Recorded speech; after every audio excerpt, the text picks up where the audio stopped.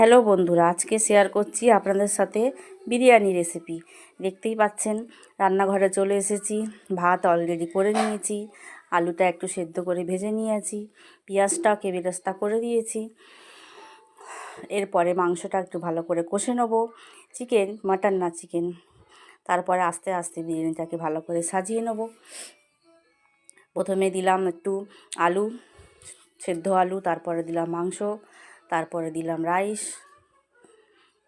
এরপরে আবার আলু, তারপরে আবার চিকেনের স্যুপ, তারপরে ফের দিলাম একটু রাইস।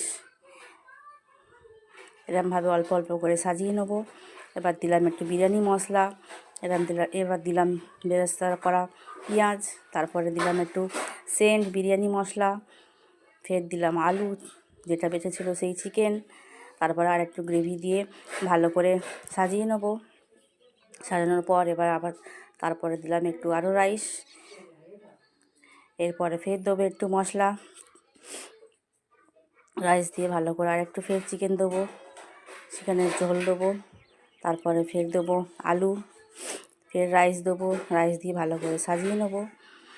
সাজানোর পর দেবো এবারে বিরিয়ানি মশলা, তারপরে ফের দেবো গোলাপ জল, একটু কেওড়ার জল, একটু মিঠা আতর দেবো, একটু রং দেবো, তারপরে ফের উপর থেকে ভালো করে বেরেস্তা দিয়ে সাজিয়ে দেবো।